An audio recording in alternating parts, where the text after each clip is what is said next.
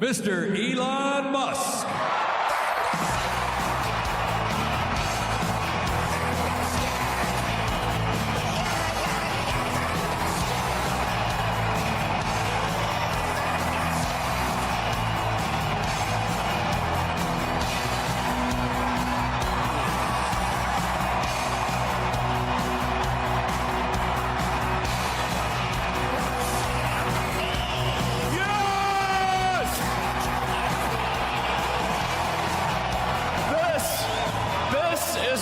Victory feels like. Yeah! And this was no ordinary victory. This was a fork in the road of human civilization. Okay. You know, there are elections that come and go. Some elections are, you know, important, some are not. But this one this one really mattered. And I just want to say thank you for making it happen. Thank you.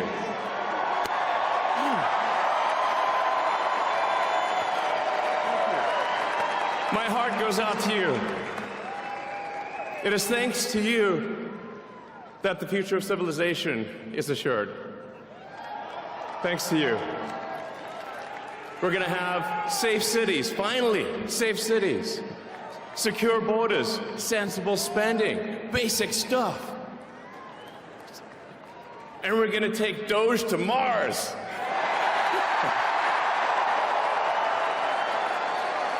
I mean, can you imagine how awesome it will be to have American astronauts plant the flag on another planet for the first time?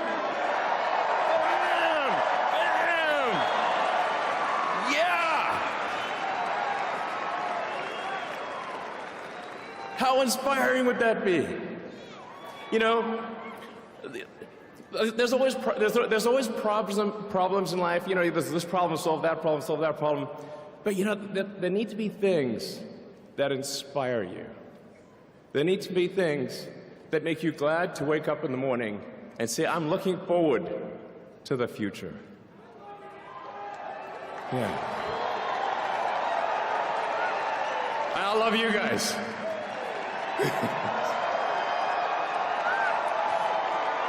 So,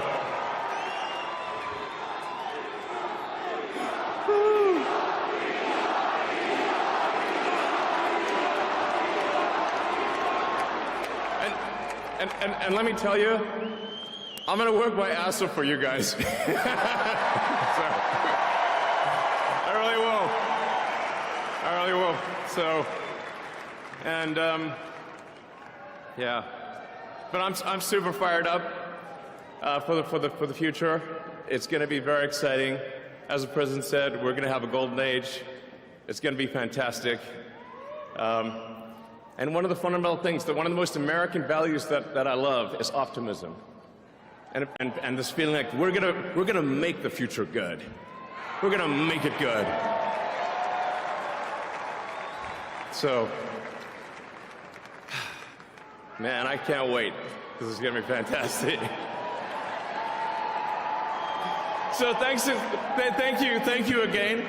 And yeah, I'm just so excited about the future. Thank you guys. Thank you.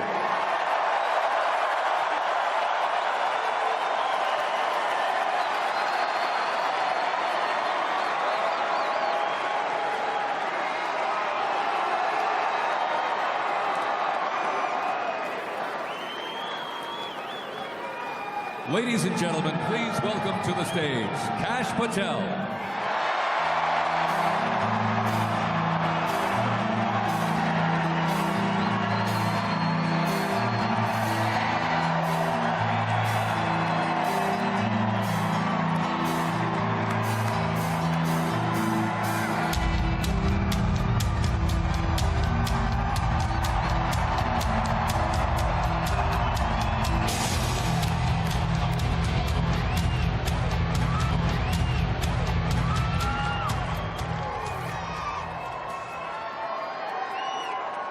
My, oh my, how do you follow Elon Musk when he tells you you're going to take you to Mars? I'll tell you how. He and I share something deeply. We love the American dream. And we have been given a gift by God today to usher in a new dynasty because we just inaugurated Donald J. Trump as our 47th president. And we just inaugurated J.D. Vance as our Vice President of the United States. And we did that because the American dream is alive and well, because you chose that our dream can be the dream for our children and the dream for our world. And we are at a crossroads here in America, but our future is bright because you had the courage to stand for your convictions. So I'm humbled here to talk to you about why I love the American dream. My story's pretty simple, it's unique, and some of you share in it. My parents were born and raised in East Africa. My father in the 1970s fled a genocidal dictatorship in Uganda, where he saw 300,000 of his countrymen murdered, where he saw what lawlessness would do if it was allowed to break through the system of constitutional justice. He fled, like so many others. He married my mother. They moved here. They waited in line. They stood in line because the American dream was worth standing in line for.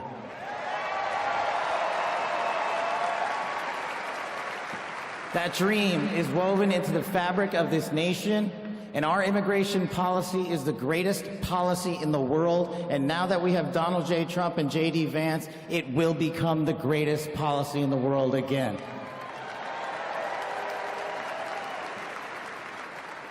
But dreams and hopes aren't enough, my friends.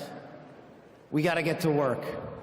And we got to accept the realities that too many of you know from your communities. President Trump launched in his first term priorities of national security, law enforcement, economy, and global diplomacy.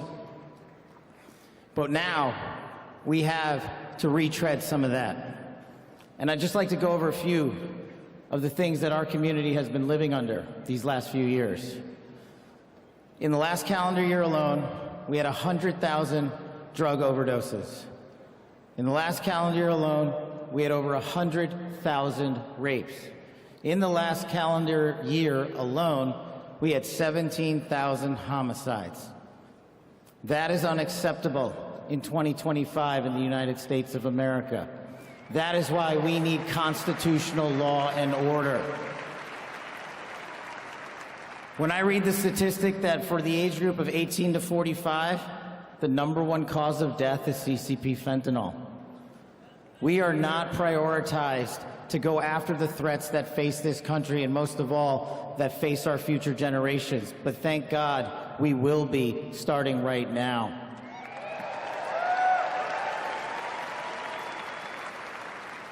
President Trump and J.D. Vance's leadership and administration will usher in the priorities that I cherished during my 16 years in government service. That we will always, always honor the men and women who wear the cloth of our nation and stand on that wall and tell you nothing's getting by them tonight. And so to them, thank you.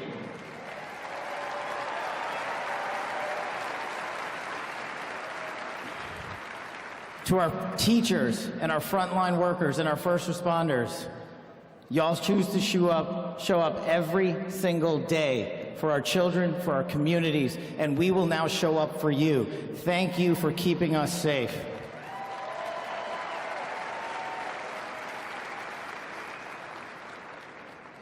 To the men and women in law enforcement, and maybe I'm biased on this one, our police officers, our sheriffs, our federal agents are some of the greatest warriors that God has ever created. And we will put them first because they have our backs, and now we will have your backs.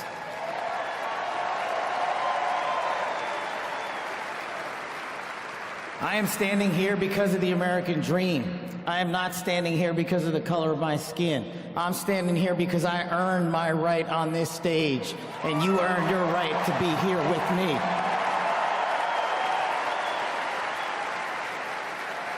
And I promise you this, with every fiber of my being, that our law enforcement, that our teachers, that our first responders, that our veterans, that our men and women in uniform who dare to serve this country and put themselves below the rest of our needs will be reprioritized to the top of the heap because they are standing on that wall, and we will not let that light go dark on them.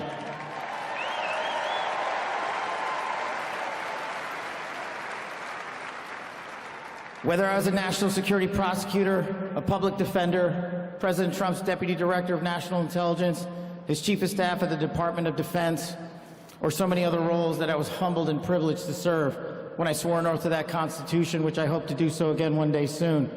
You have my word that you have ushered in a dynasty of change. You have ushered in a dynasty that will allow our children to live this American dream. My American dream.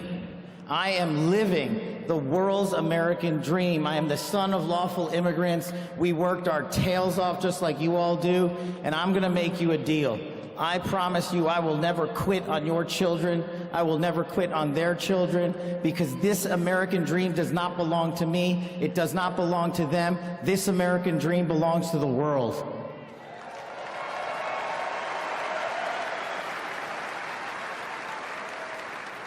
So in closing, I just want to tell you this. It's pretty cool to be speaking in Capital One Arena right before the boss.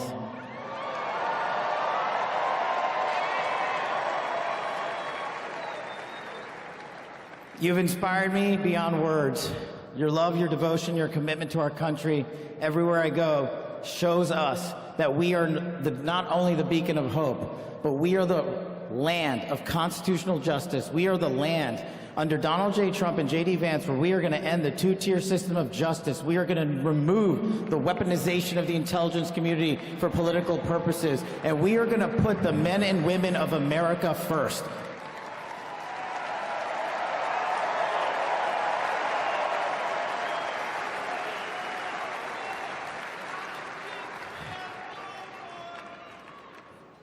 So listen, there's just one thing left to do. We all got work to do. We've got the greatest president and the greatest vice president in the history of the world. And so I just need you all to do a little bit more. Every time you see a law enforcement officer, every time you see a veteran, every time you see a teacher, shake their hand. Give them a little bit of your time, because they're giving us all of our time. And don't forget to enjoy the ride, ladies and gentlemen. God bless America. God bless these United States of America. God bless every one of you. I'm living the American dream. My name is Kash Patel, and I ain't going anywhere. Let's go to work.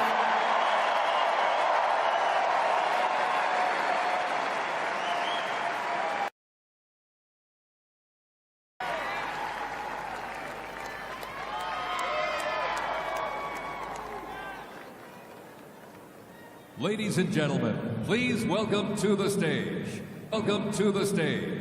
Dan Scavino.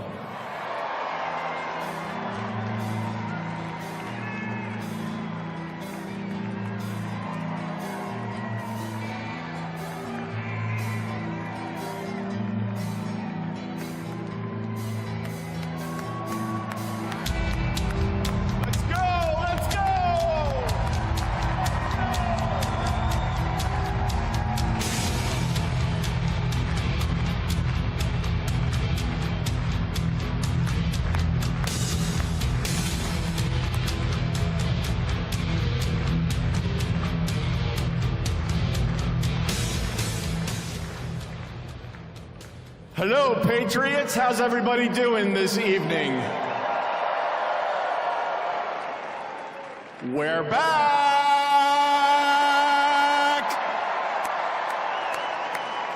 USA! USA!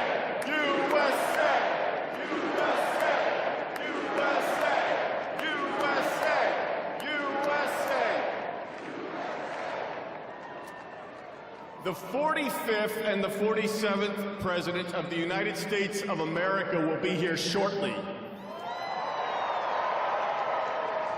He's down at the Capitol. He'll be in a little while. He'll be here. They asked me to come out and say a few words and say hello to you great American patriots that came from all over the country.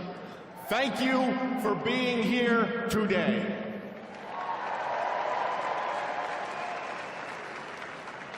One thing I just noticed when we were leaving the Capitol after the swearing in that really hit me hard after the journey we have been on over the last 9 years, especially over the last 4 years.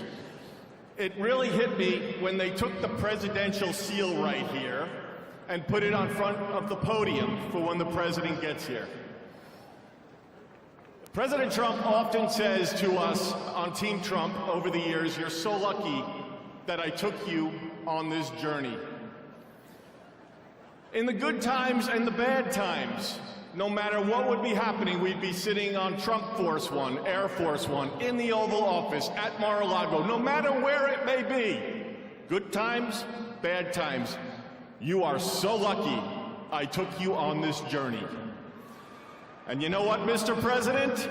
You are damn right. You took all of us on this journey.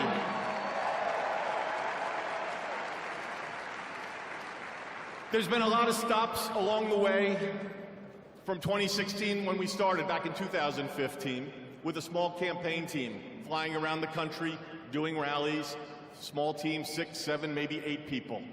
Then it continued to grow. Before you knew it, the GOP nomination was going to Donald J. Trump in Cleveland in 2016.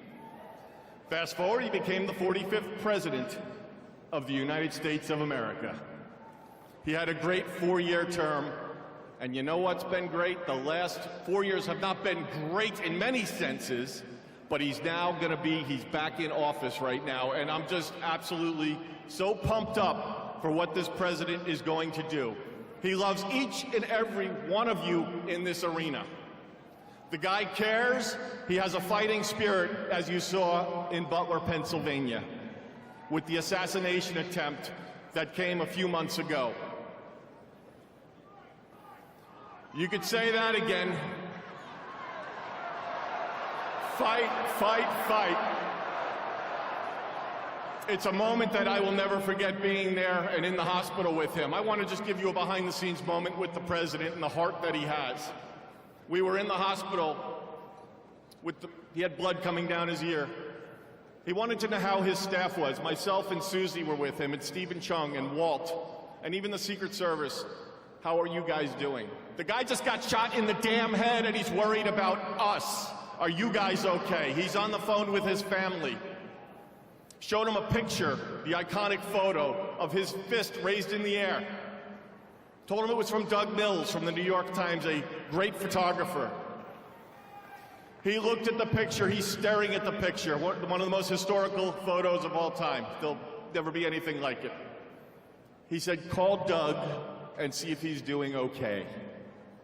That's the attitude he had in that hospital.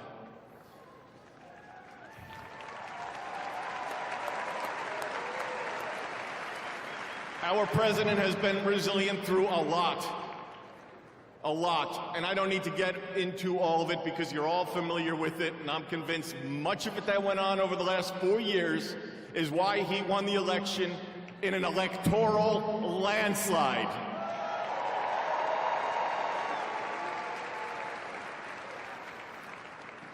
In Butler, Pennsylvania, when he got up and he raised that fist and he shouted, "Fight."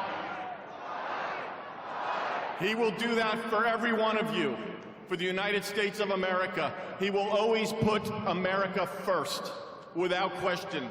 He loves what he does. He's got a great administration and a great team behind him. What a journey.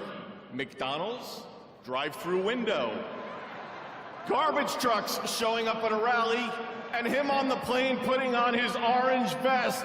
Sir, are you going to take that off? I'm going to the rally in my orange vest. The guy is 1 in a trillion. There will never be anybody like this man again. Enjoy this moment. Enjoy this movement. And together, we will continue to fight, fight, fight, put America first, and make America great again. God bless everybody here. We love you. Thank you.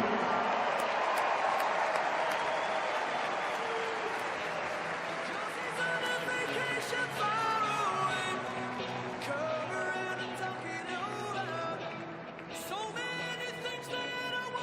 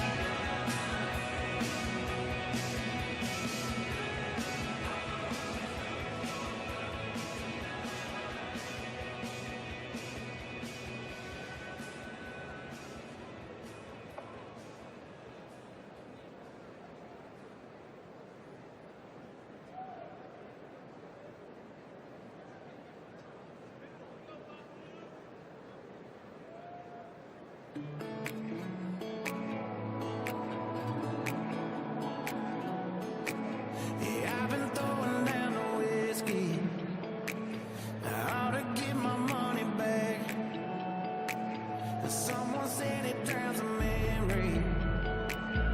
Oh, but it ain't doing jack. Yeah, I've been sipping, I've been buzzing, shooting doubles like it's nothing, all but nothing makes you go away. I need something you prove, something stronger than I'm used to. Yeah, I've been pulling 92 hard and feel like nothing's gonna cut it. That's the hard truth. Yeah, I need something you prove. Oh, I need something you prove. Shutting them down, yeah. You never ain't out around, yeah. Don't matter what time, what town, I can't get you gone. Turn the bar, yeah, upside down. Just looking for something that does it. I give them all my money. Ain't nobody selling nothing. You prove something stronger than I'm used to. Yeah, I've been pulling 92 hard and feel like nothing's gonna cut it. That's the hard truth.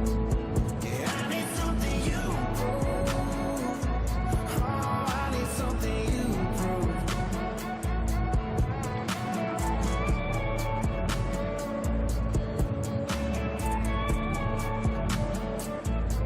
Yeah, I've been mixing liquors trying to get you gone. Oh, but I must be doing something wrong. 'Cause I've been working hard to fade your memory. Baby, but the only thing faded is me. I need something you prove, something stronger than I'm used to. Yeah, I've been pulling 92 hard and feel like nothing's gonna cut it. That's the hard truth. I need something you prove. Oh, I need something you prove.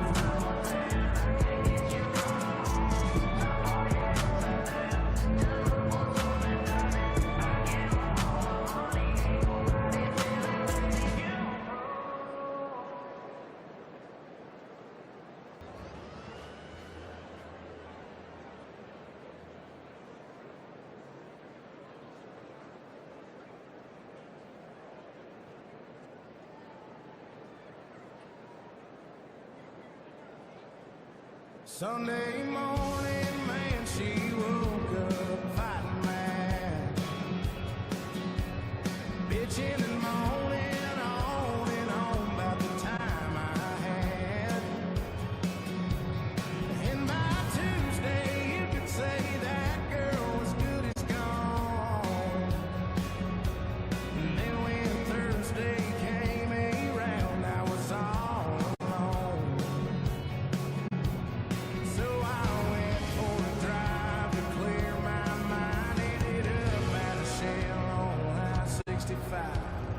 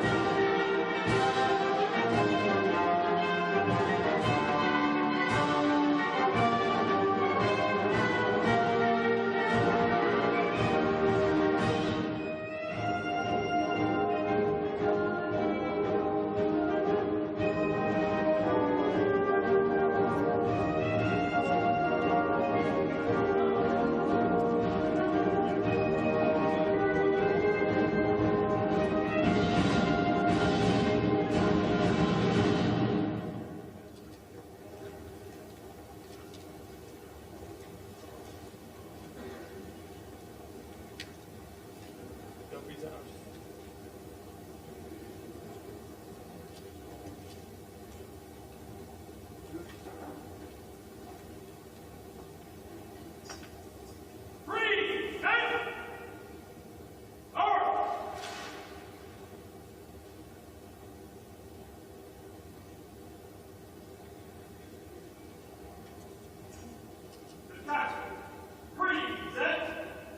Go!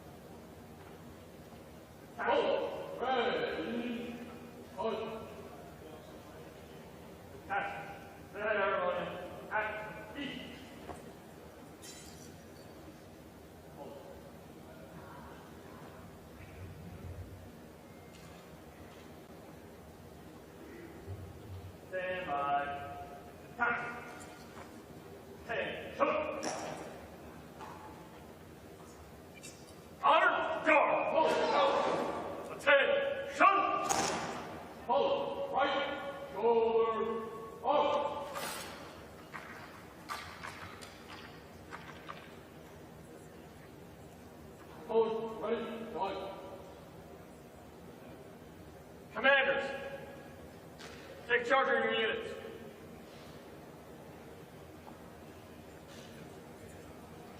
Right. Right. Forward. Forward. Forward. Right. Hands. Forward. Left. Right. Forward. Down. Up. Forward. Oh! Return. Hold. Stay forward. Forward. Ready. Down. Right.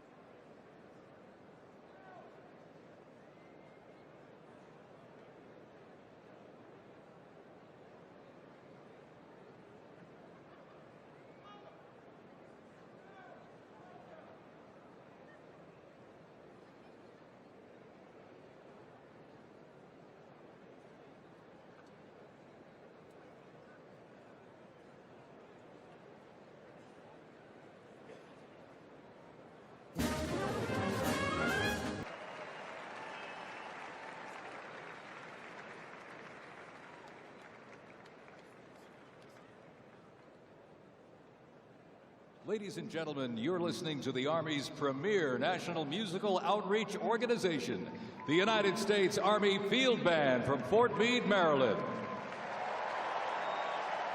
They are led by Commander and Conductor Lieutenant Colonel Domingo S. Robinson. The U.S. Army Field Band develops positive connections on behalf of the Army, the Department of Defense, and the United States through live music, multimedia performances, television productions, and emergent technologies, traveling thousands of miles annually across our nation and around the world, and appearing regularly on major television and streaming events. The Field Band proudly honors our soldiers and veterans while strengthening ties with communities worldwide.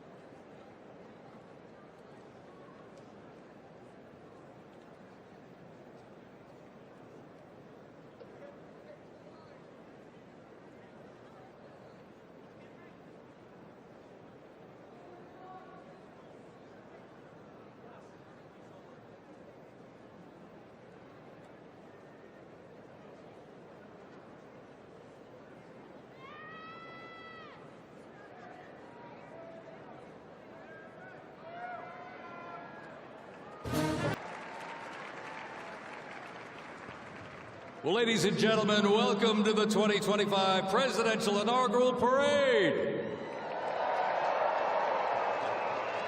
My name is Dan Taylor, and I'm very honored to be requested by our president to be your parade announcer. And it's great to be here with you. I have to say it is a bit of a different format for a parade, but of course our president wanted us to keep us safe, wanted to keep us warm.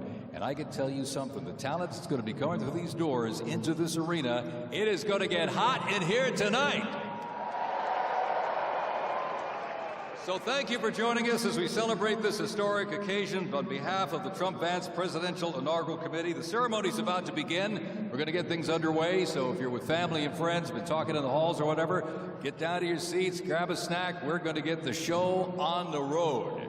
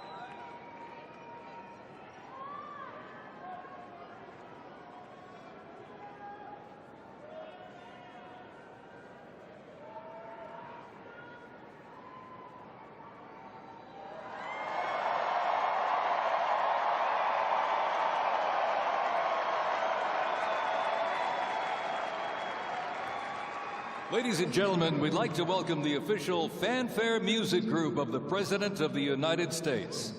Under the direction of Major Aaron Morris, the U.S. Army Band Herald Trumpets performing their fanfare that's actually written for the 47th President of the United States. Listen to this, it's amazing. This is Brass and Glory.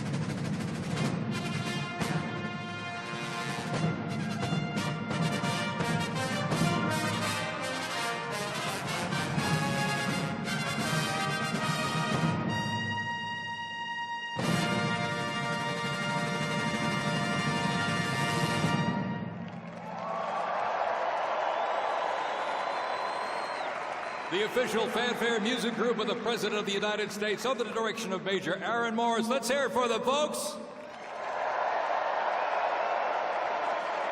Brass and Glory.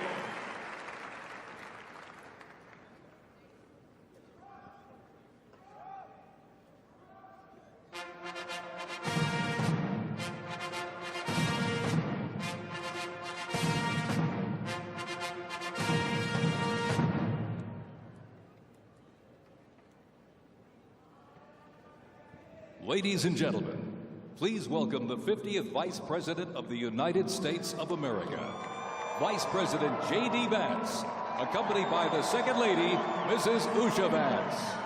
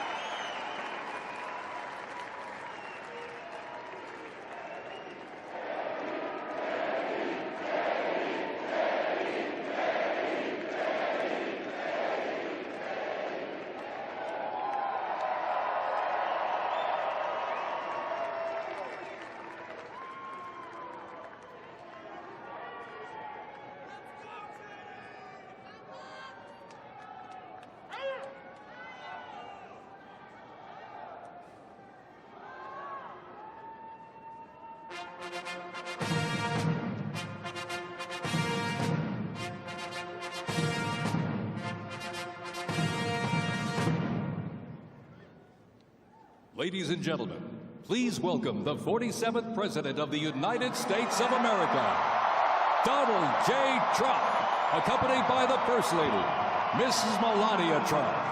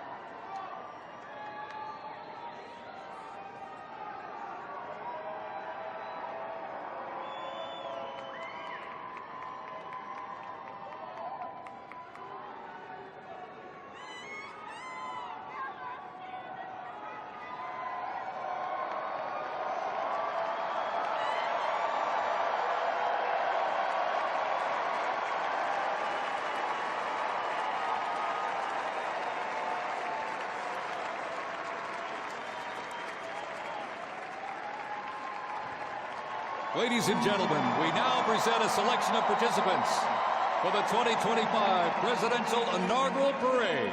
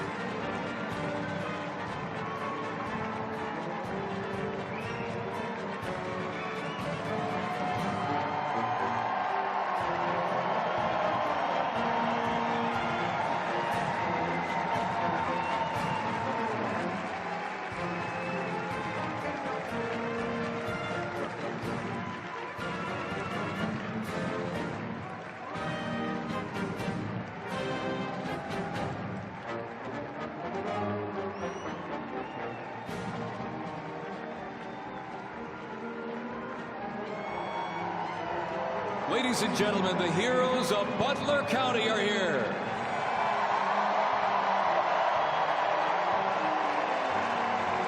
And they are here to pay homage to the life, selfless community service, and sacrifice of Corey Comparatori. Mr. Comparatori, a 10-year U.S. Army Reserve veteran and past fire chief to the Buffalo Township Volunteer Fire Company, who died during the assassination attempt on the life of President Trump in Butler, Pennsylvania, July 13th, 2024.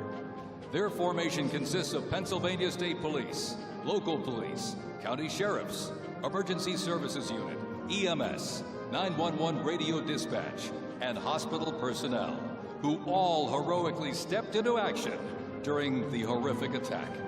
They are also paying tribute to the courageous service of first responders nationwide.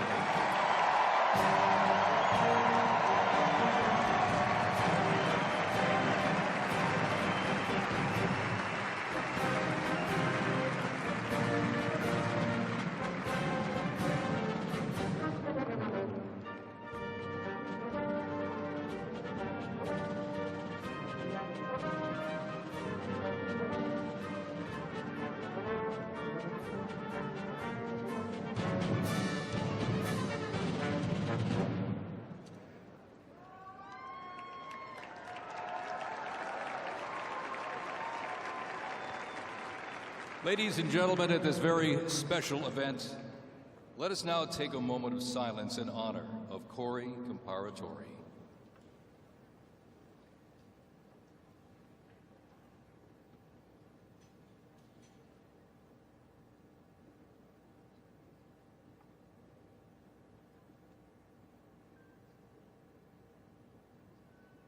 Thank you very much, ladies and gentlemen.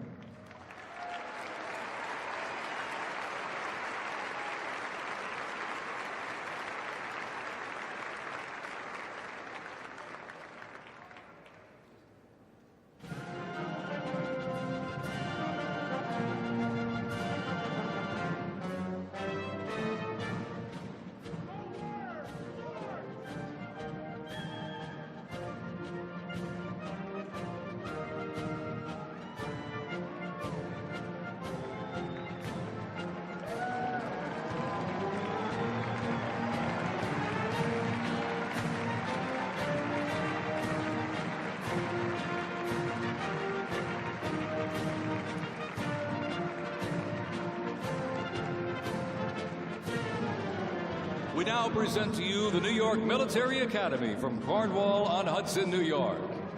New York Military Academy stands out due to its unique connection to the president himself.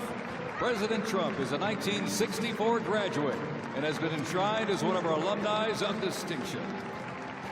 This historic academy has been named the Junior Reserve Officer Training Corps, that's JROTC, and are marching with their cadet dress uniforms. Look at these, all modeled after post-World War I General Blackjack Pershing's gray uniform.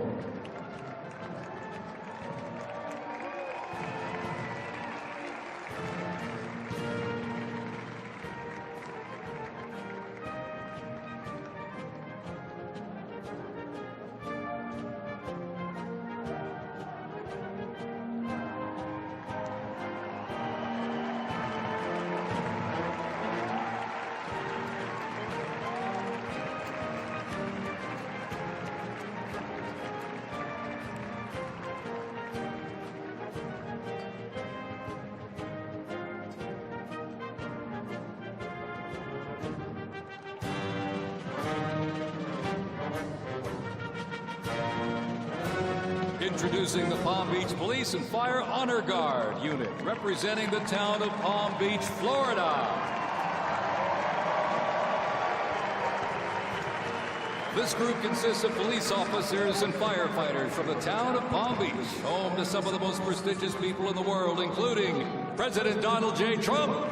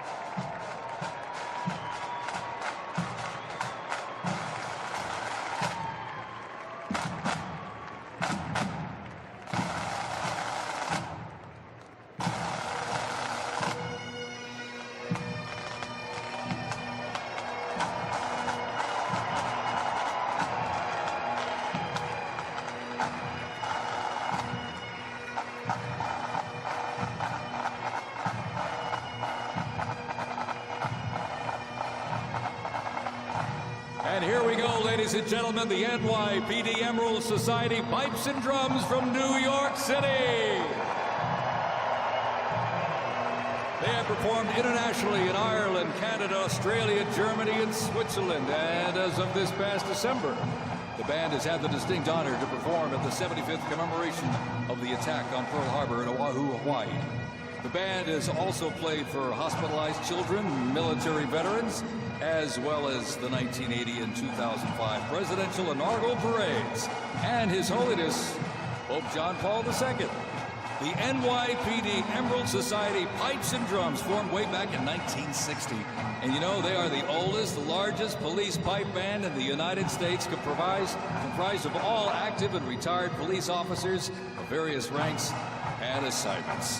Listen to those bagpipes. Let's hear it for it, folks.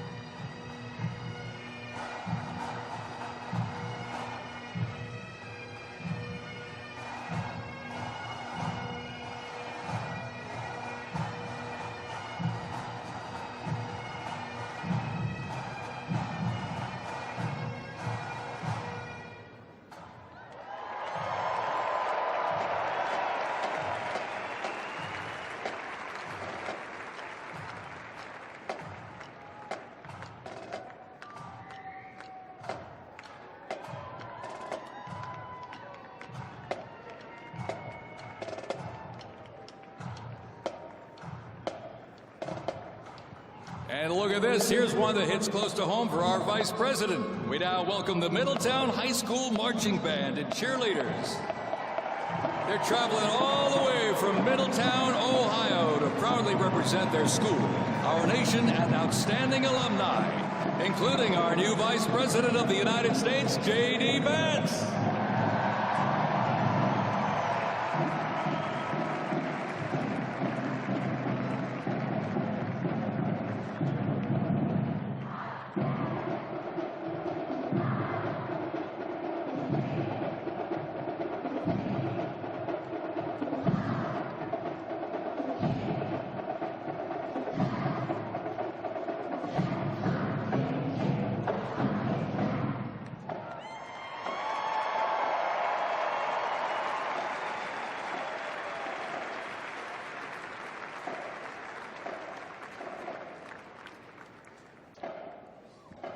The band has performed in countless parades, community and sporting events, as well as competitions. They have also always qualified for the Ohio Music Educators Association state finals for 23 years straight. How about that?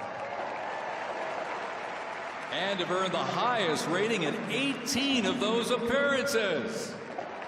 Woo! And today they performed America's Sweet Land of Liberty.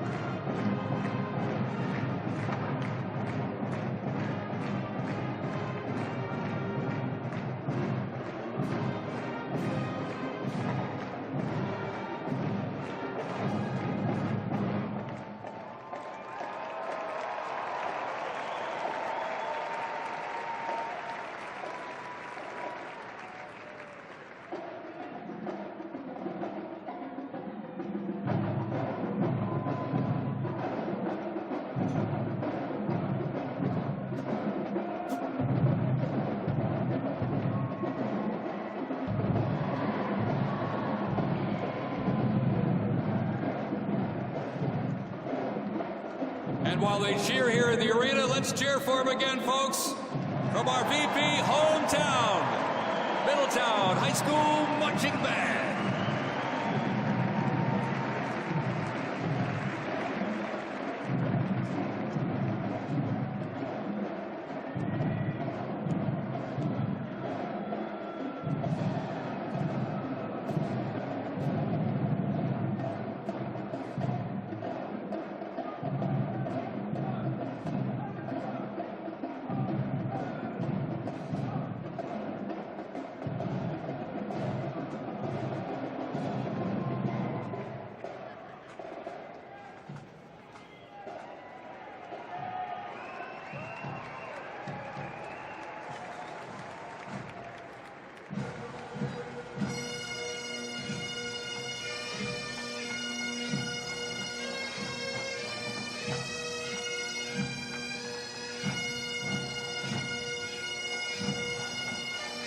Ladies and gentlemen, entering the arena right now, traveling from Boca Raton, Florida, the Florida firefighters, pipes and drums.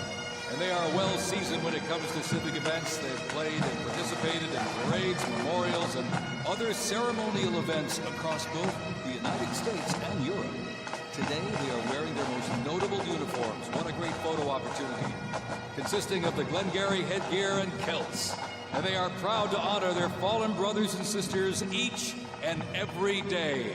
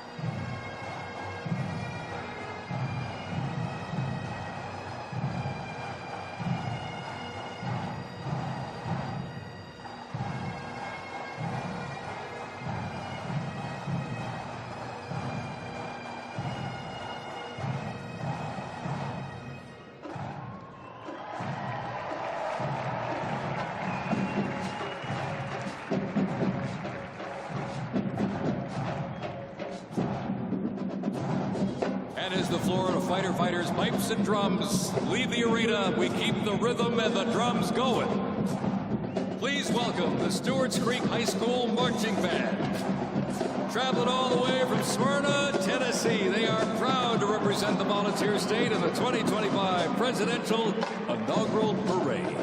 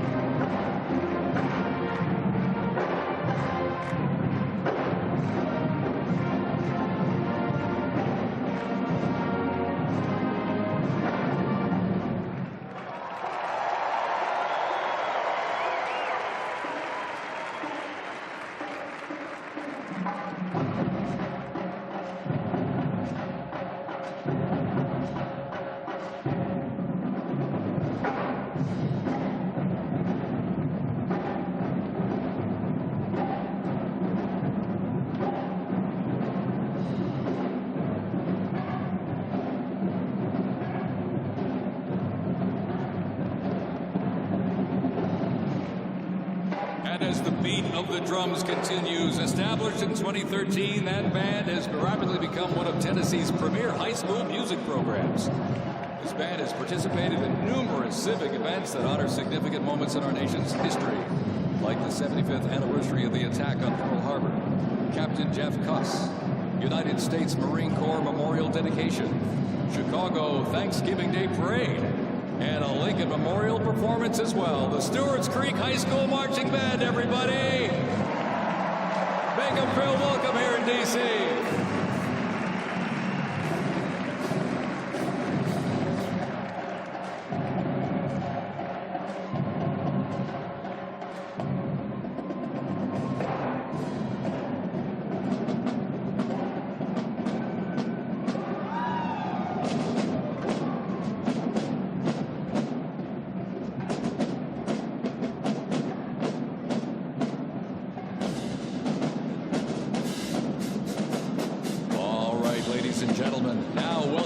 Mississippi Valley State University Band. They're traveling all the way from Itabita, Mississippi. Look at this, gang. This is the Mean Green Marching Machine. They are proud to represent historically black colleges and universities at the 60th Presidential Inauguration.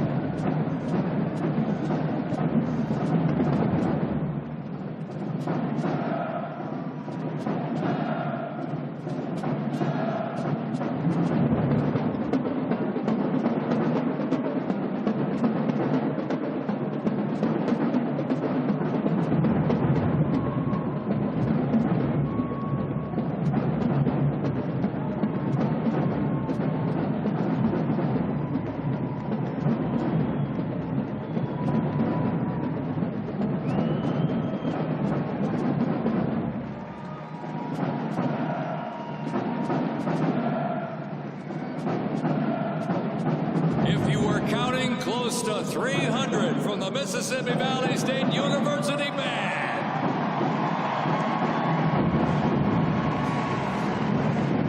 You know, since its founding, the band has consistently played a significant role at their university and across the United States. They have performed for athletic events, Mardi Gras parades, Rose Bowl parades, and many, many more. The Mississippi Valley State University Band takes great pride in presenting culturally diverse presentations for students, faculty, and the surrounding Mississippi communities. Take a look at that brass out there. Woo! That's just part of the big green marching machine. The Mean Green Marching Machine from Itabena, Mississippi, ladies and gentlemen.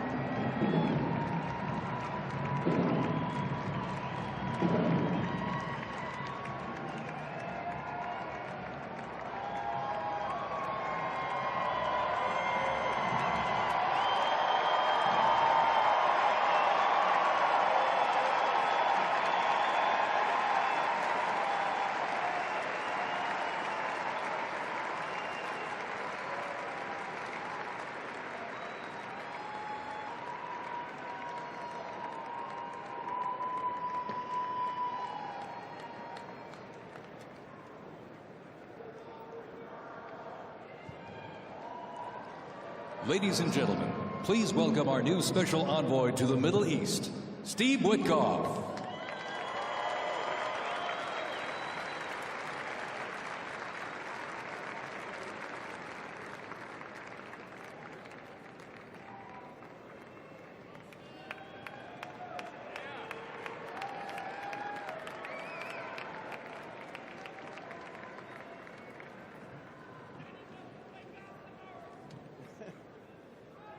Good evening, everybody. I was appointed by President Trump to be the special envoy for peace in the Middle East.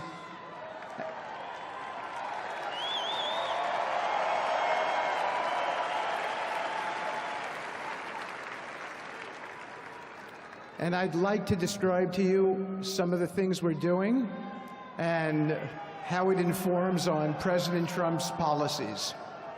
First of all, it is an honor to stand before you today as I reflect on the enormity of the role that President Trump has tasked me with. I am constantly reminded of the privilege it is to serve under the leadership of my boss, President Donald J. Trump.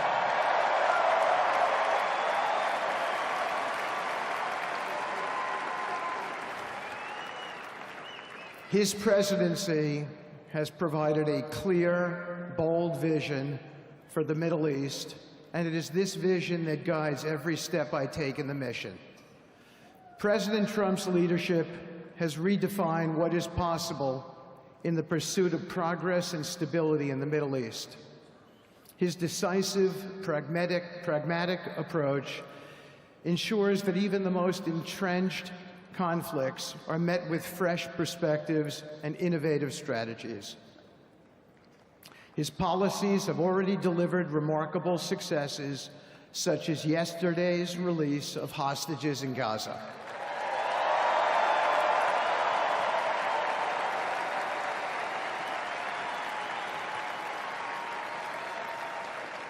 Thank you. This achievement demonstrates the strength of President Trump's leadership and the respect he commands on the global stage. It is yet another example of his ability to deliver results in the most complex and challenging situations. The Abraham Accords, a testament to his vision and determination, have also brought historic progress to the region, transforming old rivalries into new alliances. These agreements are not merely symbolic. They represent a practical roadmap for peace, economic cooperation, and mutual respect across nations. My role, as President Trump has tasked me, is straightforward yet profoundly challenging: to turn his vision into actionable outcomes. He sets the agenda, he lays the framework, and he inspires people like me into bold action. My responsibility is to implement his vision, engaging with leaders across the region to find pathways towards sustainable peace and stability. And let me tell you, having Donald Trump as a boss makes this task not only possible, but far more effective.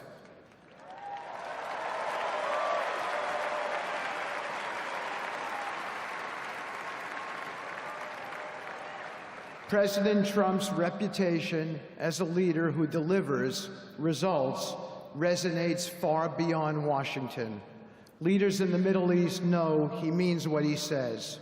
His ability to cut through bureaucratic gridlock and focus on tangible results is the game changer. It allows me to approach delicate negotiations with the confidence that the full weight of the United States is behind me. The principles President Trump has laid out for our approach to the Middle East and foreign policy in general are fourfold, and they are clear. 1, respect for sovereignty. Every nation deserves the right to determine its own destiny, free from the interference of external powers. 2, economic prosperity as a bridge to stability. Through economic partnerships and investment, we can build a foundation for cooperation that transcends historical grievances. 3, courageous diplomacy. Real progress requires difficult conversations and bold decisions, and it is through these that trust is built and maintained. And finally, 4, reciprocity and accountability. The United States requires reciprocal actions from our partners. We are done carrying the financial burden for nations that are unwilling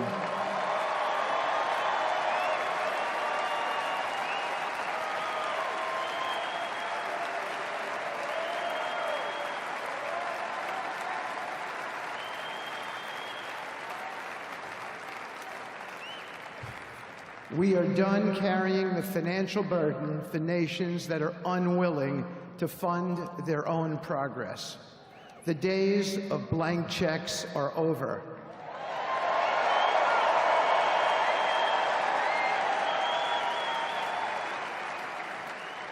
Partnerships under President Trump's leadership must be equitable, and contributions must reflect shared commitments to our goals.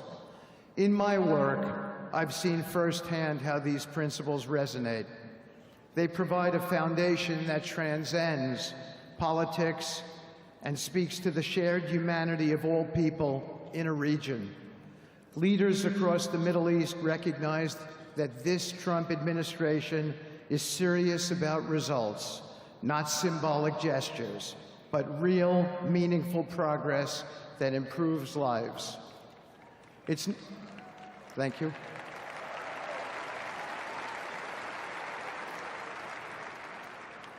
It's not always easy. There are moments of deep challenge and frustration. Decades of mistrust cannot be undone overnight.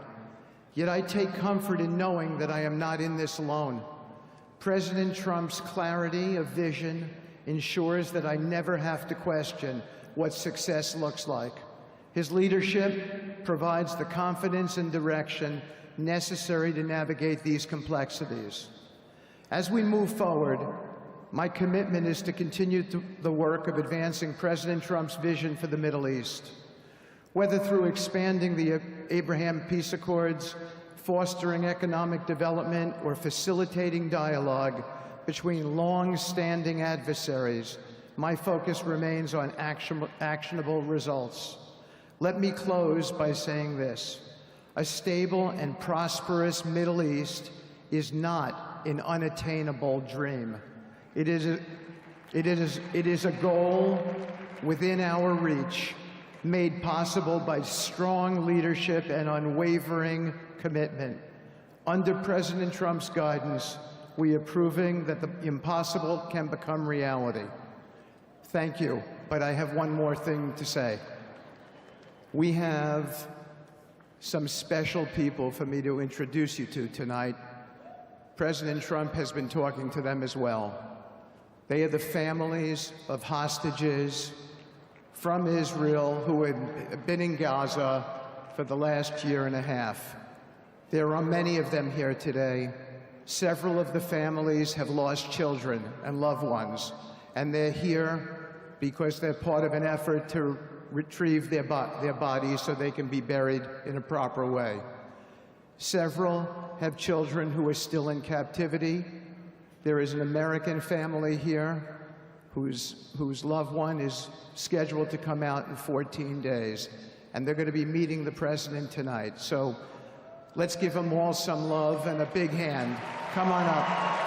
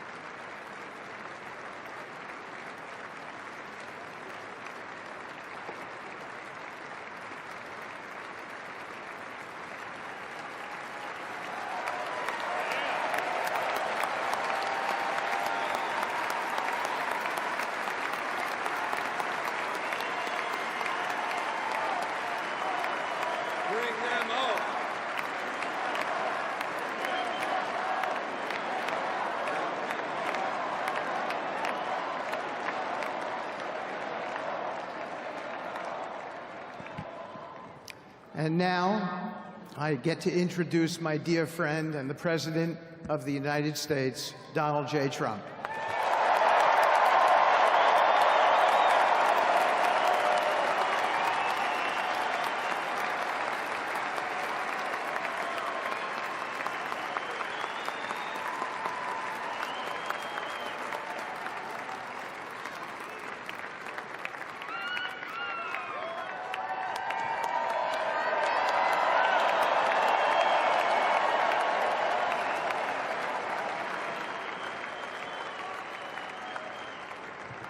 Thank you very much, everybody. Appreciate it. Thank you.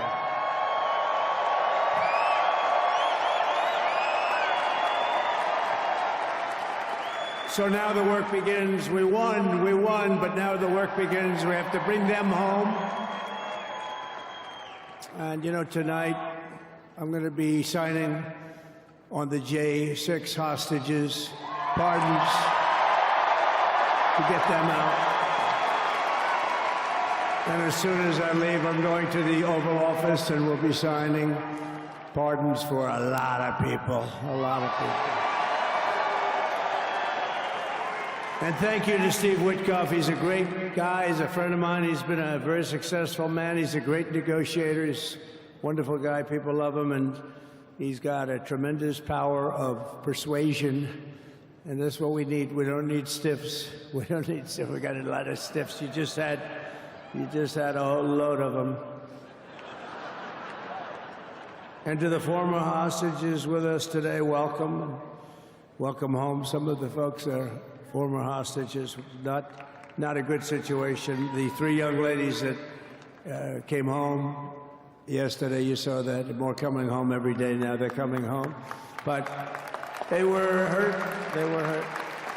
They were hurt. One had her head blown off, fingers on her hand, and her hand indeed was blown off. She was trying to defend herself from a bullet being fired. Do you believe this? A bullet knocked off her hand. I don't know. You look at it, it's a disgrace. We never stopped praying for you, and we're so glad that you're reunited with your friends and families, and God bless you all. And some of them are just saying, no, my son is gone. But please just bring home his body, right, Steve? Many of you have told me that your son is gone, but bring home his body. It should have never happened. 3 years, it's ridiculous. Should have never happened. Wouldn't have happened.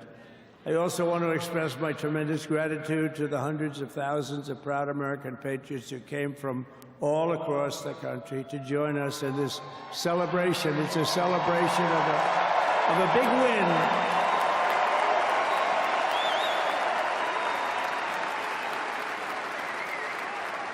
And you're witnessing the dawn of the golden age of America. That's what it's going to be. We're bringing it back. We're going to bring it back fast. We're going to bring it back fast.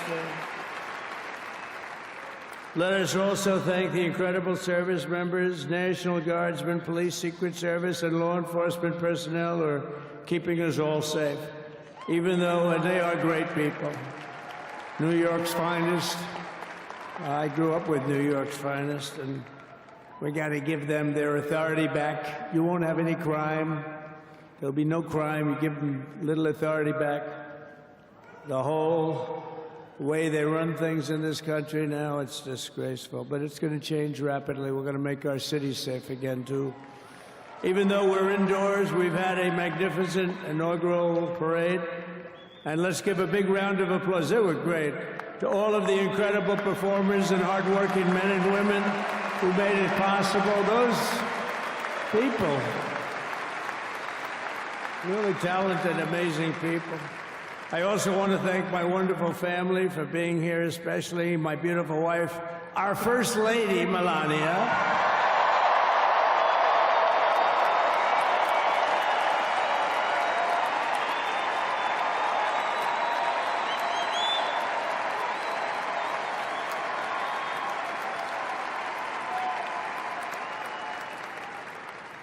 I love our First Lady. And also, JD. How good has JD been? And his beautiful wife, Usha. How good is JD? JD has been great. He's another good negotiator, Steve. He's a great negotiator, too. We need negotiators in this country. But so many of the people on the stage behind, not only family members, as an example, Lara Trump, the wife of Eric. She was the head of the Republican Party, along with my friend Michael. Stand up, the two of you. What a job. What a job they did. They worked so hard. They knew they'd be rigging, but they said, we're going to make it too big to rig, and we did. We made it too big to rig. We won every swing state by a lot. We won the popular vote by millions and millions of votes. We won the whole ball of wax.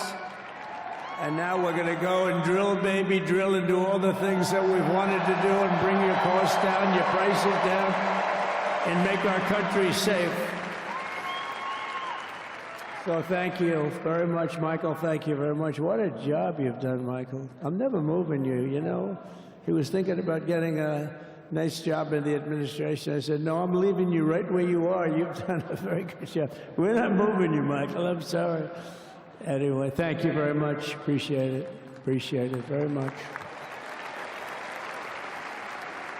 Right here with us also in the arena, I'm about to sign some very important executive orders of our new administration.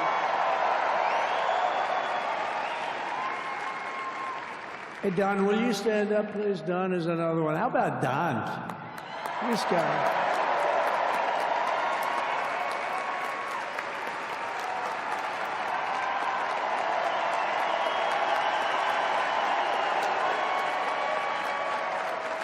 He's a popular one. He goes out and speaks. He gets a big crowd.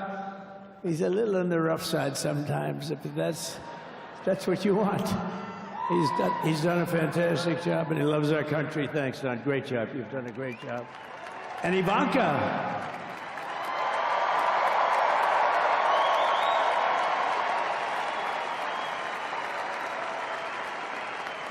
And you know, Jared negotiated the Abraham Accords, which are the biggest, it's the biggest deal made in the Middle East in many, many years, and it's really something. Jared, stand up, Jared.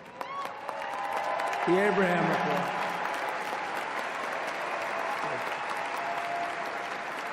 And Tiffany's going to have a little baby. And Mark.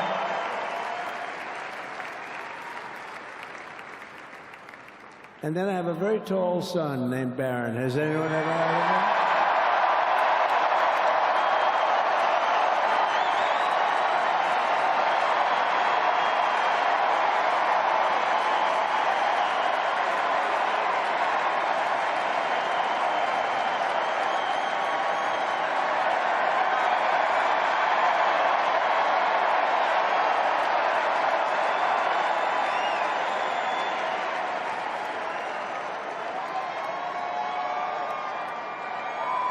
Thank you.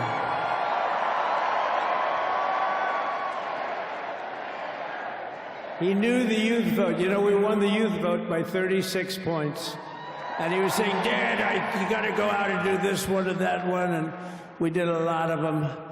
And he respects them all. He understood them very well. And he said, Dad, you got to go out, do Joe Rogan, do all these guys. And we did. We did, and Joe Rogan was great. They were all great, right, Aaron? They were all good. He understood the market. Another famous one, how about Kai? Stand up, Kai.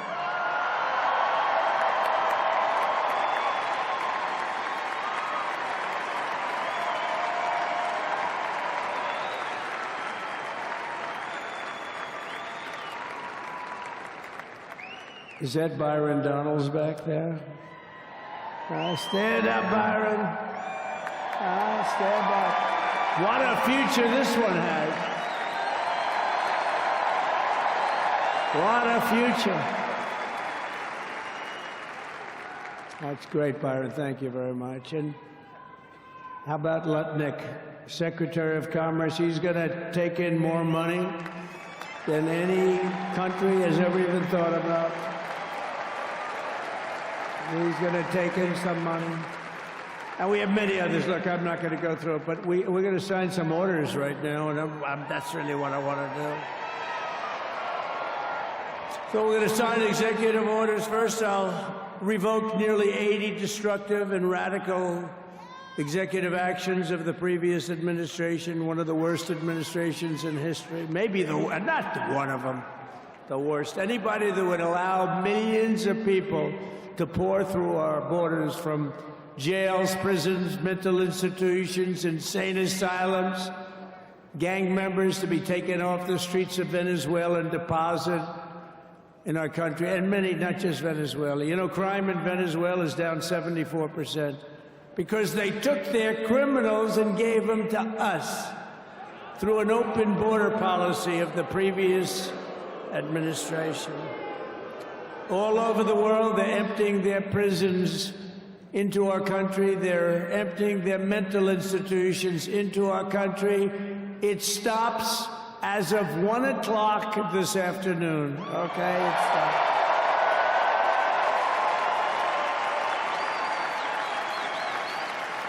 So I'm revoking nearly 80 destructive, radical executive actions of the previous administration. They'll all be null and void within about, what, 5 minutes? Is that them over there? 5 minutes? And next, to gain immediate control of the vast federal, out-of-control bureaucracy, I will implement an immediate regulation freeze which will stop Biden bureaucrats from continuing to regulate. Most of those bureaucrats are being fired. They're gone.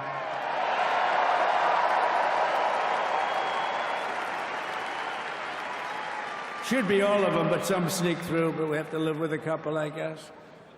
I'll also issue a temporary hiring freeze to ensure that we're only hiring competent people who are faithful to the American public, and we will pause the hiring of any new IRS agents. We will also require that federal workers must return to the office in person. And we're going to take the 88,000 people that they hired to go after you with guns. By the way, they're allowed to use guns and harass you like they were so many other people. Remember this. Okay, remember? Do you remember a little statement about tips? Does anybody remember that little statement? I think we won Nevada because of that statement. But they went out and harassed you over the tips. In other words, we are restoring control of our government to the people. We're going to take those 88,000. Let's see if they'd like to work on the border, because that's what we want them really involved.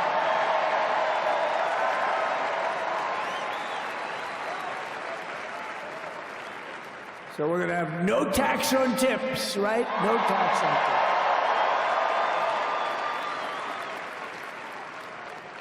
And we may have, like the Speaker of the House, is he here? He's done such a good job. Is Mike here? He's around here someplace. I saw him just a little while ago.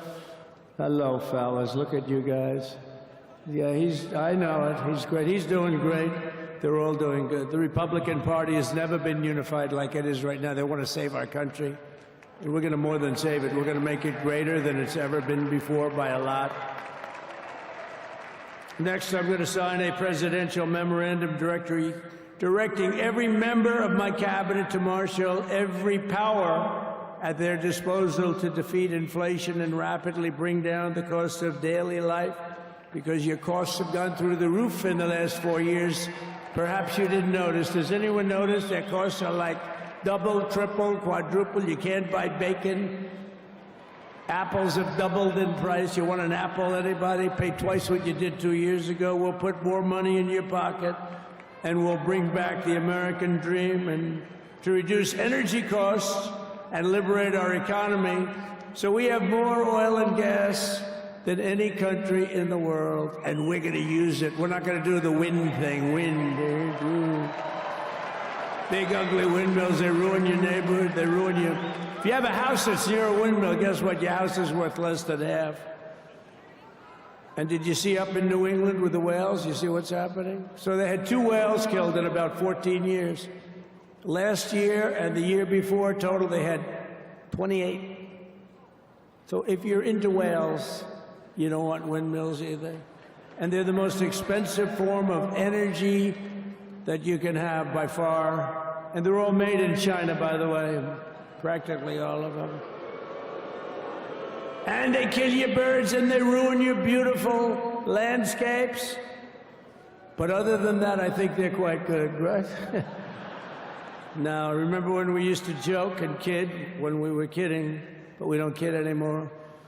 They want to watch the debates on television. They want to watch your favorite president on television. But the wind isn't blowing, so we can't watch television that night, Gladys. Remember? Gladys, I'm sorry, the wind is just not blowing. We're not watching Trump tonight.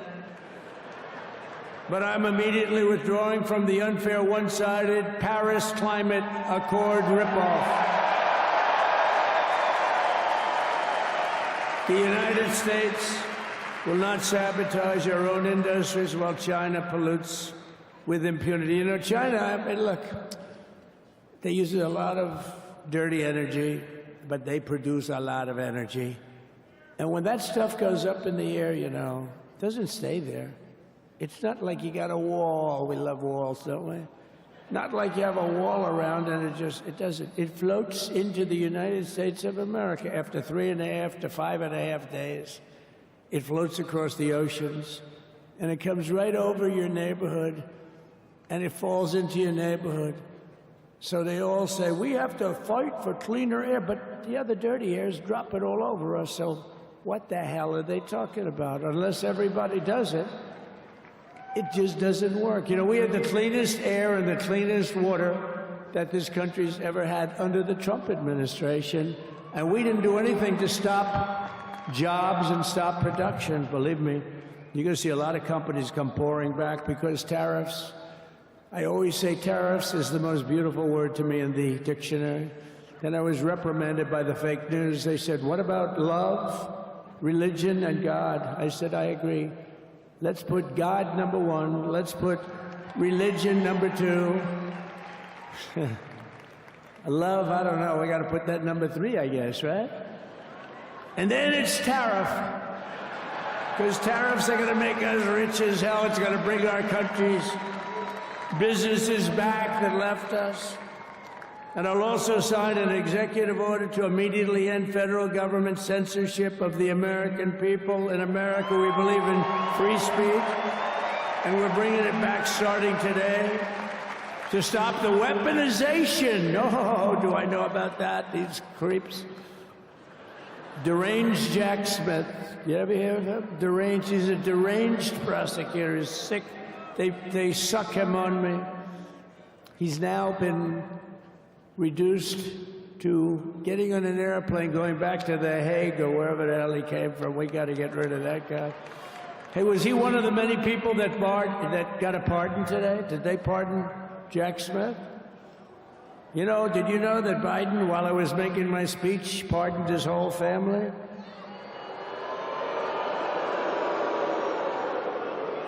The brother, the whole deal was pardoned. Can you imagine that? While I was making my speech.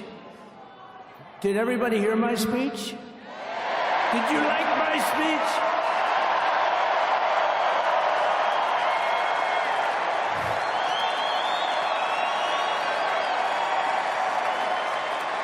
Thank you. I mean, the only thing wrong with it is I had a lot of tough things to say, and I have some great people that work for me. Sir, this is such a great speech. It's so unifying. Don't talk about Biden with his pardons of his family. We want a unified country. They said, don't talk about the J6 hostages that you're going to be releasing today. Sir, don't put that in your speech, please. I said, but I want to put it in my speech. They said, sir, it won't be unified like it is. It's so beautiful the way it is. And it is getting great reviews. You know, if I put things like that in, I'll get terrible reviews. One little paragraph that's a little bit wrong, the fake news goes crazy, right? So I said, all right, I won't put it in my speech, but you know what? I'm speaking in front of a hell of a lot of people. at a place called Capital One Arena, and I'll talk about it there. So we're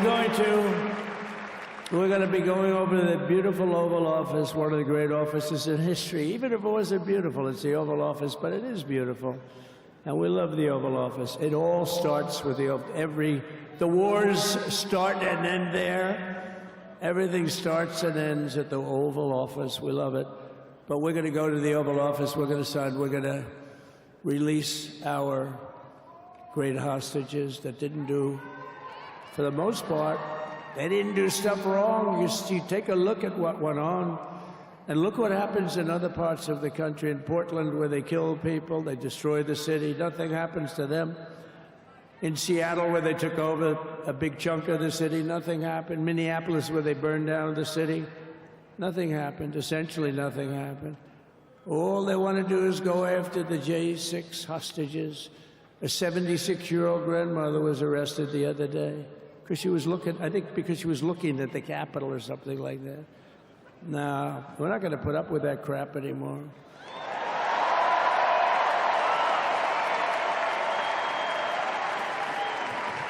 And to stop the weaponization of law enforcement, I've been investigated more than any human being in the world. I believe I have the all-time record. Every day a subpoena. Every single day we get subpoenas. I was more than any person. Alphonse Capone, remember I used to talk about it? Now, Alphonse Capone, Scarface, he was a pretty rough guy. He was investigated about 1/100th what Trump was investigated. My father's looking down at me, my mother, how the hell did this happen? You know what it is? They investigated their political opponent, the opponent of Biden, and then ultimately Kamala. Has anyone ever heard of Kamala?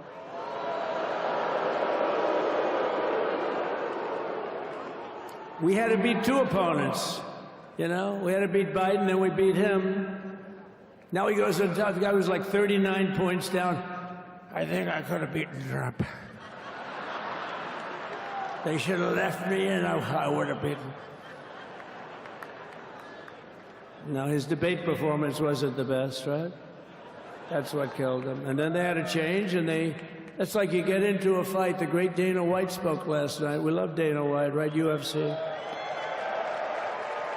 That's like he puts in two fighters. One of them's getting creamed, getting really beaten, and they say, all right, take him out. Let's put somebody else in to finish up the fight. That's what they did to us. They gave us somebody new, but we took care of both of them. So we beat actually two opponents. But to stop the weaponization of law enforcement and our government, I will also sign an order directing every federal agency to preserve all records pertaining to political persecutions under the last administration, of which there were many, and beginning the process of exposing any and all abuses of power, even though he's pardoned many of these people.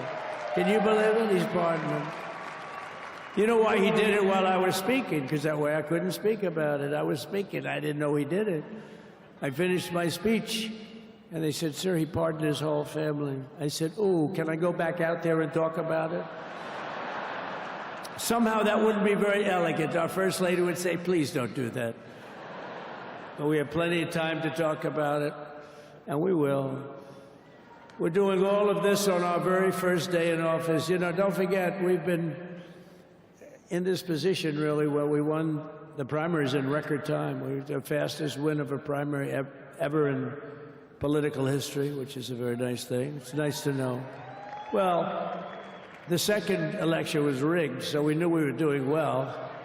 And if it wasn't, you know what? If it wasn't, I would have never run. But this third one was just a monster. Boy, was that a big one, huh? That was a big one. When the second one, we got like 10 or 12 million votes more than the first one. How about that? We did great on the first one. We did much better on the second one. But bad did we do well on the third one. So we're gonna have some fun.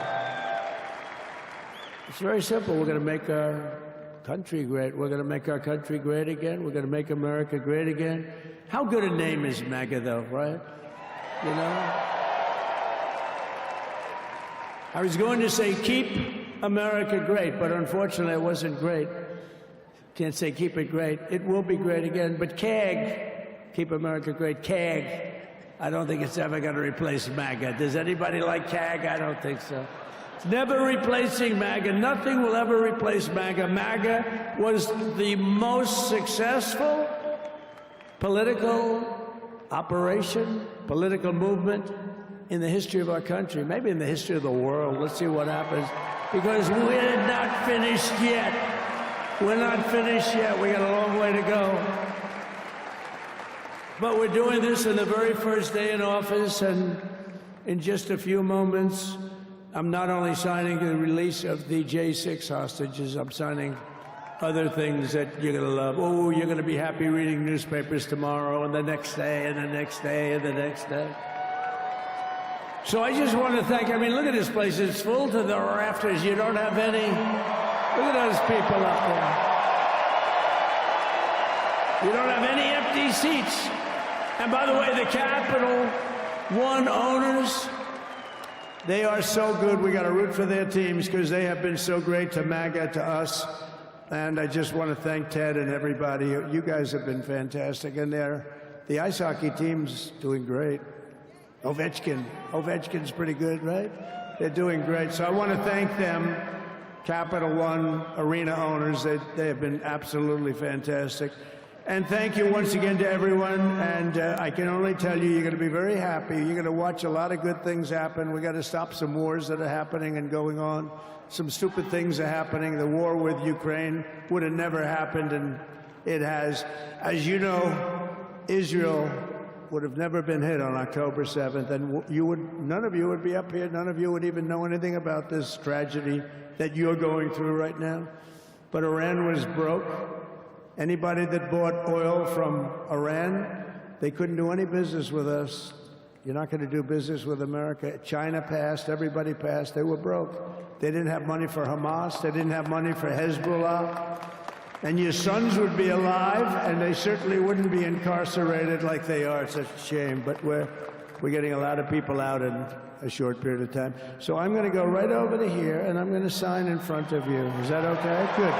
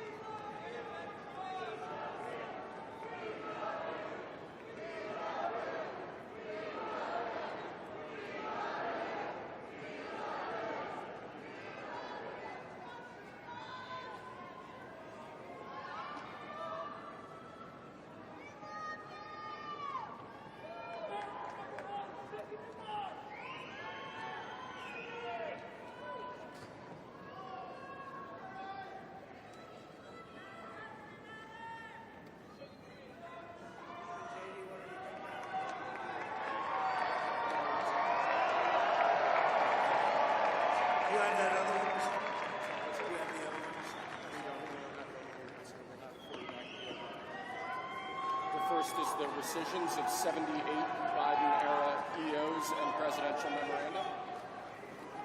You want to call it out? Do you want to say it?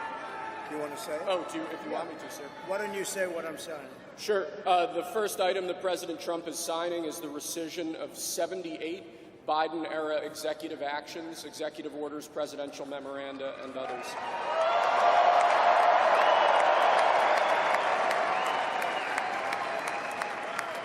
Thank you, sir.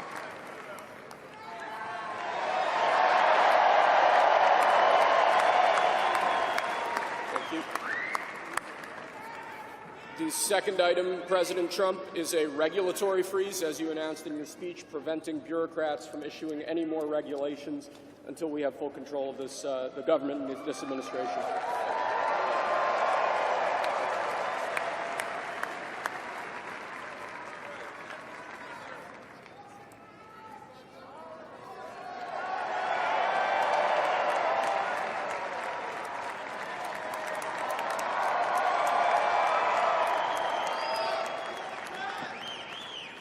Sir, can I have a pen?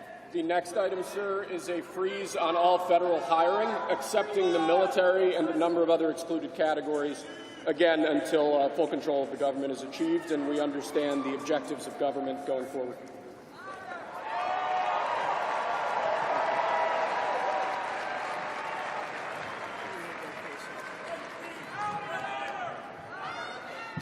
Could you imagine Biden doing this? I don't think so.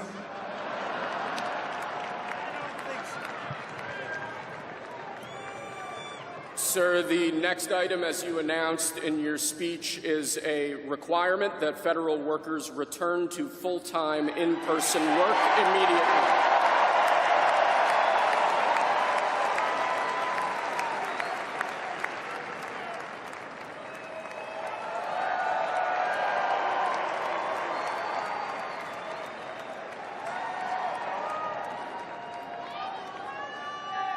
Thank you, sir.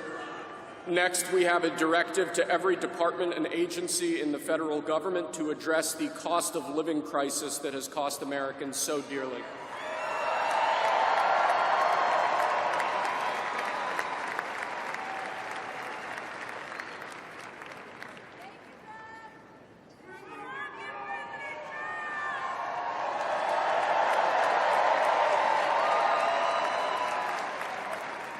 Thank you, sir. The next item here is the withdrawal from the Paris Climate Treaty.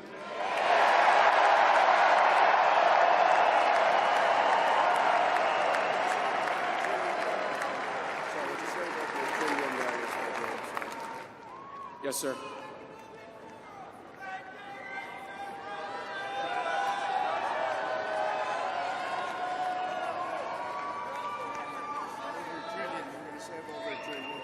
We're going to save over $1 trillion by withdrawing from that treaty.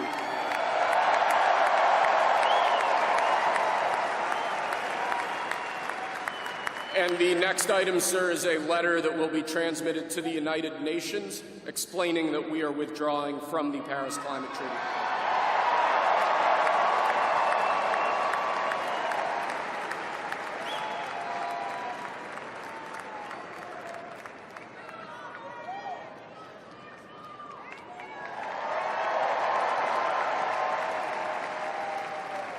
Thank you, sir. This next item is a directive to the federal government ordering the restoration of freedom of speech and preventing government censorship of free speech going forward.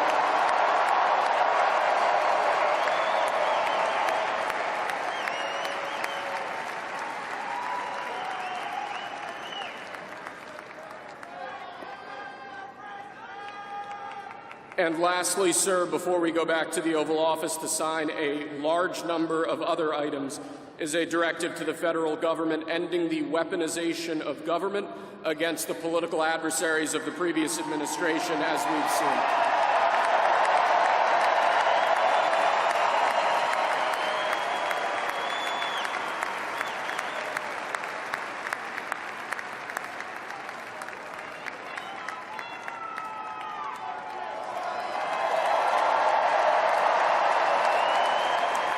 Thank you very much, sir.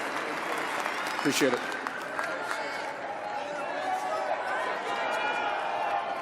Pretty fun job.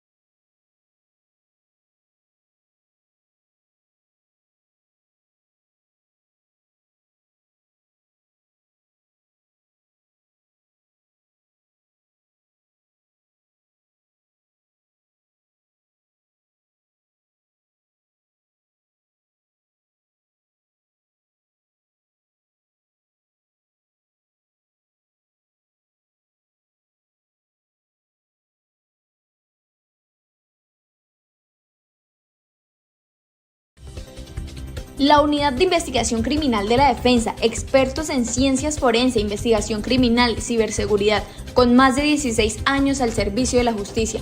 Contáctenos hoy mismo.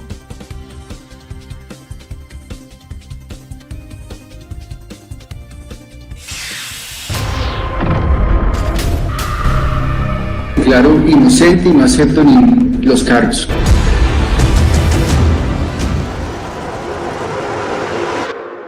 Deben de haber más personas involucradas. Eso es lo que queremos saber.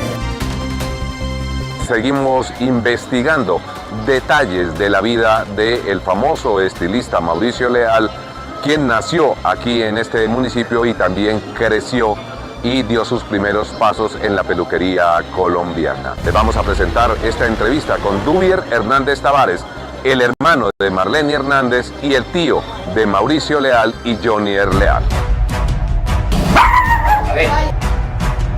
Yo nunca creo que de pronto John lo hizo solo.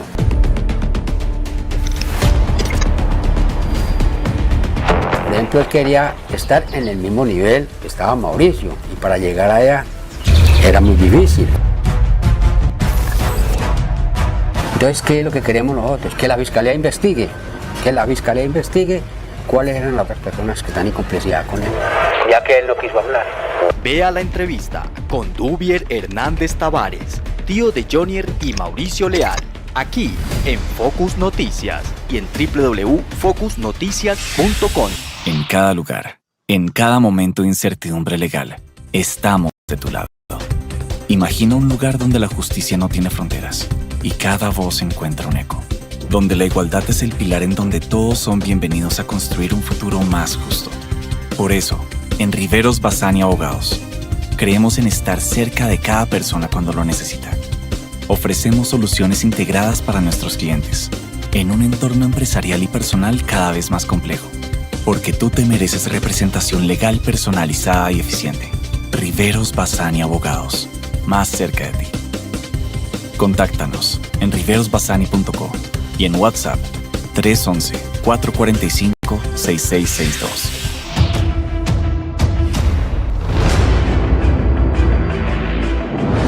Llegamos a la cárcel de mujeres El Buen Pastor para entrevistar a Margaret Chacón, la mujer que fue condenada a 35 años de cárcel por el asesinato del fiscal antimafia paraguayo Marcelo Pecci Albertini. Yo no sabía que habían matado a ese señor, no sabía quién era ese señor hasta el momento de mi captura. ¿Qué pasó con la plata? Si la fiscalía hubiera tenido algo de lo que dicen de que yo manejé plata, pues ¿dónde están? ¿Dónde están las pruebas? Lorenzo, yo creo que si yo tuviera algo que ver en esto, yo no me meto en un juicio. Yo negocio con la fiscalía, miren, pasó esto, o yo sé esto, puedo aportar esto. Yo le pido a la fiscalía de aquí, al nuevo fiscal, y le pido a la fiscal general de la nación que hablen con él, que no se quede impune la muerte de ese señor. Andrés. O sea, a Margaret la callan, siendo inocente, para tapar la muerte de ese señor. Vea la entrevista con Margaret Chacón, aquí en Focus Noticias. En Rojas Castro Consultores y Abogados Asociados ofrecemos soluciones jurídicas integrales, efectivas e innovadoras. Los desafíos legales pueden ser inesperados, pero no tienes que enfrentarlos solo. Somos expertos en derecho penal, extinción de dominio, casación penal, derecho administrativo y disciplinario. Somos tus aliados legales. Consúltanos. En www.rojascastroconsultores.com y en WhatsApp 311-502-4601. En Rojas Castro Consultores y Abogados Asociados, su caso, nuestra causa.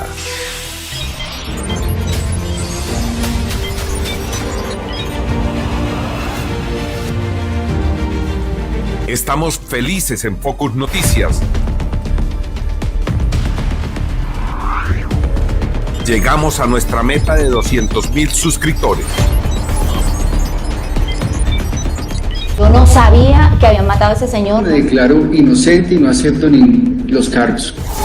revisar el baúl. Nunca he matado a nadie. Ninguna prueba. Gracias por la confianza en el canal de las audiencias. Hacemos periodismo independiente, sin censura, con imparcialidad y objetividad. Trabajamos todos los días para brindar información de calidad. Gracias por invitar a sus amigos y familiares a suscribirse. Focus Noticias, el canal de las audiencias. Después de la vida, la libertad es lo más preciado que un ser humano puede abrazar. En Consorcio de Abogados Especializados entendemos que cada batalla es un camino hacia la verdad y que proteger tu libertad es honrar tu esencia. Con más de 24 años guiando a quienes confían en nosotros, tejemos una defensa que resuena con integridad y justicia. Tu libertad, nuestro compromiso.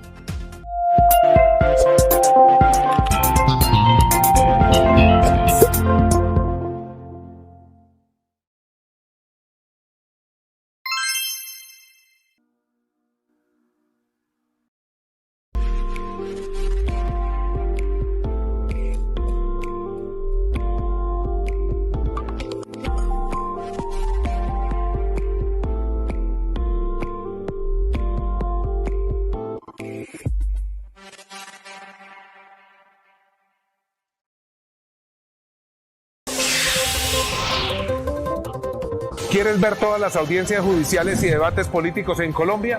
Suscríbete a nuestro canal Focus Noticias. Es gratis y muy sencillo. Ingresa a YouTube, busca Focus Noticias y a la derecha encontrarás el botón de suscribirse.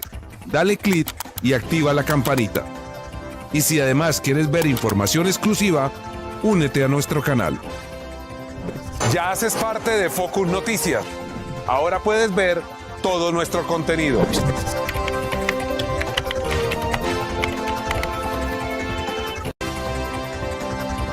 Focus Noticias, el canal de las audiencias.